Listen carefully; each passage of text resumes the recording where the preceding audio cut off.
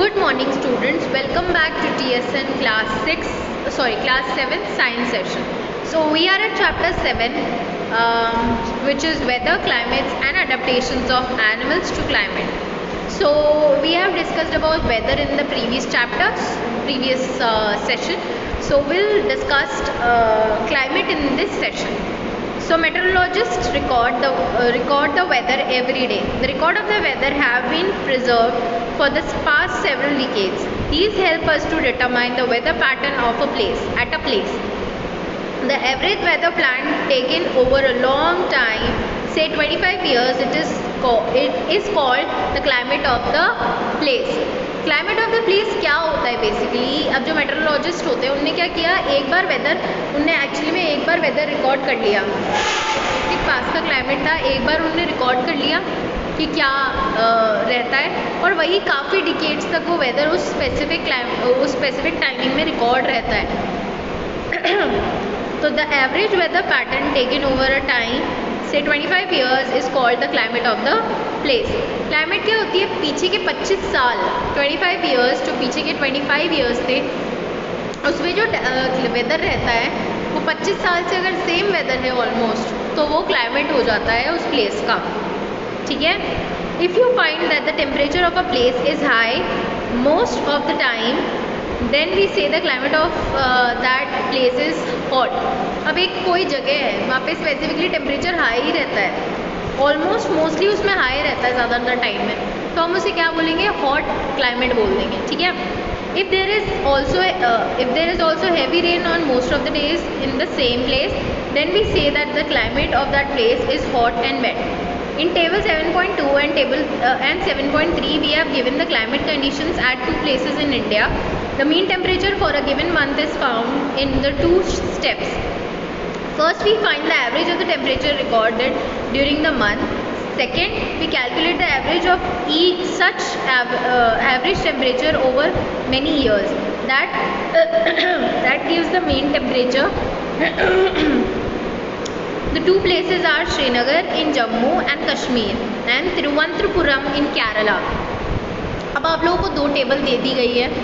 ठीक है। एक टेबल, ये बेसिकली क्लाइमेट जो था हमारा, बेसिकली जो क्लाइमेट है हमारा, उसके लिए दो टेबल्स आपको दे दी गई है। एक श्रीनगर की है जो कि जम्मू कश्मीर में है, और एक तिरुवनंतपुरम की है जो केरला में है।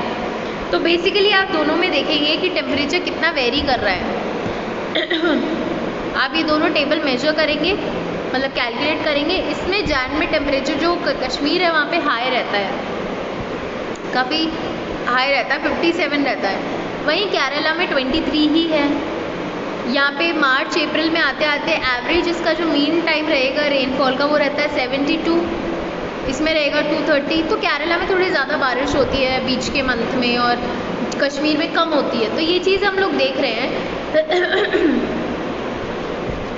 अब ये टाइमिंग आप देखेंगे कि कुछ स्पेसिफिक, कई बार ऐसा होता है कि कई ऐसे एरियाज है जहाँ पे बहुत ज़्यादा बारिश होती है, किसी एरिया में बहुत ज़्यादा बारिश होती है, तो हम उसका क्लाइमेट ही ये दे देते हैं कि वो एक ऐसा एरिया है जहाँ का क्लाइमेट हमेशा रेनी ही रहता है या ह्यूमिड ही रहता है। ठीक है। आप ये दोनों टेबल रेफर कर सकते हैं टेम्परेचर्स वो करने के लिए, क्लाइमेट की स्टडी या उसके रेफरेंस के लिए आप ये ले सकते हैं। अब हम पेज नंबर 72 पे है। By looking at table 7.2 and 7.3, we can easily see the difference in the climate of Jammu and Kashmir and Kerala. We can see that Kerala is very hot and wet in comparison to the Jammu and Kashmir, which have a moderately hot and wet climate for a part of the year. अब ये चीज़ हम देखेंगे कि जम्मू और कश्मीर में जो हमने table देखी थी, जिसको हमने रेफर किया था क्लाइमेट टेम्परेचर्स या क्लाइमेट डिफरेंसेस के लिए, तो जम्मू और कश्मीर जो है वहाँ पे बेसिकली ठंड रहती है और बारिश रेनफॉल कम रहती है। लेकिन वहीं हम केरला की बात करें तो केरला में बारिश ज़्यादा होती है, ज़्यादा ह्यूमिड होता है। Similarly, data for the weather regions of India, for example, Rajasthan will show that the temperature is high during most of the years, but during winters, which last only for a few months, the temperature is quite low. This region receives very little rainfall. This is the typical desert climate. It is hot and dry. The northern अब हम राजस्थान में रहते हैं। तो हम राजस्थान के बारे में डिस्कस करेंगे। अब राजस्थान में क्या है कि मोस्ट ऑफ द मंथ्स, हम राजस्थान में रहते हैं, हम ये चीज़ देखते हैं कि मोस्ट ऑफ द मंथ्स मार्च या अप्रैल से लेके ऑलमोस्ट अक्टूबर सितंबर, अभी हम लोग सितंबर में या अभी हम लोग अक्टूबर के मंथ में भी देख रहे हैं कि इतनी ज़्यादा गर्मी है कि लाइट कट हो जाती है, तो या लाइट का पावर कट होता है तो काफ़ी ज़्यादा हमें गर्मी लगती है, पसीना आता है। तो इतने स्पेसिफिक अप्रैल, मई, जून, जुलाई, अगस्त, सितंबर, अक्टूबर 7 to 8 मंथ्स राजस्थान में गर्मी रहती है। तो इसको टिपिकल डेजर्ट क्लाइमेट कहा जाता है, हॉट एंड ड्राई, बारिश बहुत कम होती है। अब हम जिस टॉपिक पे आ रहे हैं वो है 7.3 क्लाइमेट एंड अडेप्टेशंस। क्या क्लाइमेट रहते हैं और क्या एनिमल्स के अडेप्टेशन है। अडेप्टेशन आप लोगों ने 6th क्लास में डिस्कस किया, हमने 6th क्लास में अडेप्टेशन के बारे में डिटेल में पढ़ लिया था। Climate has a pronounced effect on all the living organism. Animals are adapted to survive in the conditions in which they live. Animals live in very cold and hot climate, must possesses special features to protect themselves against the extreme cold or hot. Recall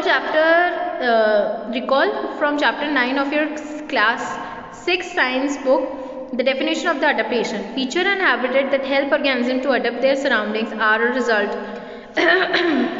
result of the process of evolution. Basically क्या है कि animal, और जैसे हमने animals की बात करी तो एनिमल बहुत ज़्यादा गर्मी में भी रहते हैं, जैसे डेजर्ट में रैट हो गया, स्नेक हो गया, कैमल हो गया। वहीं काफ़ी ज़्यादा ठंडे जैसे पोलर एरियाज़ है, पोलर रीजन्स है, वहाँ पे पोलर बियर्स या काफ़ी सारे ऐसे याक वगैरह एनिमल्स रहते हैं जो, पर दोनों में सर्वाइव कर पा रहे हैं, दोनों क्लाइमेट में एनिमल सर्वाइव कर पा रहे हैं। हमने चैप्टर 9 में डिस्कस किया था अडेप्टेशंस, जो कि मैं थोड़ी देर पहले आपको बता रही थी। तो काफ़ी ज़्यादा जो फीचर्स या हैबिटेट्स एनिमल्स की होती हैं, जो सराउंडिंग में उसकी हेल्प करती हैं, वही बेसिकली क्या बनाती हैं, एवोल्यूशन करती हैं। प्रोसेस जो एवोल्यूशन में है ना, उसमें basically features and habitat climate के या फिर उसके जो अडेप्टेशंस है वो काफ़ी ज़्यादा हेल्पफुल रहता है एवोल्यूशन में। In chapter 9 you will learn about the effects of weather and climate on soil. Here we will study the effects of climate on animals only. Chapter 9 में हमने दोनों के बारे में discuss. In chapter 9 you will learn about the climate and weather and climate on soil. हमने soil में weather और climate के बारे में डिस्कस कर लिया था, जो 9 चैप्टर आपका आने वाला है उसमें। Here we will study the effect of climate on animals only. अब हम इसमें क्या बात करेंगे, ओनली एनिमल्स पे क्लाइमेट का क्या असर होता है। In chapter 6 you have read about adaptations of animal to certain habitats. As example of habitat of animal to climate conditions, we discuss only animal living in polar regions and typical rainforest. As the name suggested, the polar regions are situated near the poles, that is North Pole and South Pole. दो ऐसे regions हैं, North Pole, South Pole, जिसके बारे में मैं आपसे discuss कर रही थी।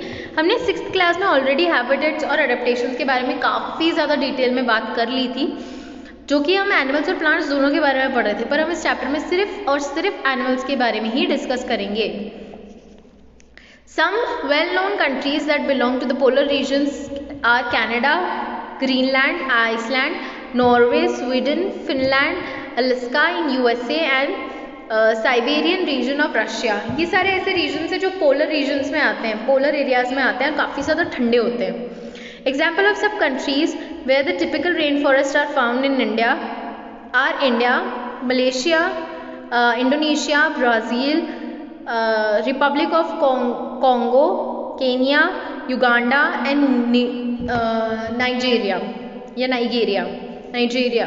तो ये ऐसे एरियाज है जहाँ पे टिपिकल रेन फॉरेस्ट वाला एरिया रहता है, काफ़ी ज़्यादा बारिश रहती है, तो ये रेन फॉरेस्ट एरिया है।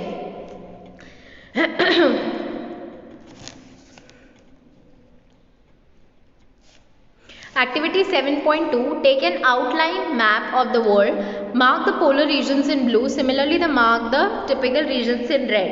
अब आपको क्या लेना है, एक मैप लेना है, ठीक है।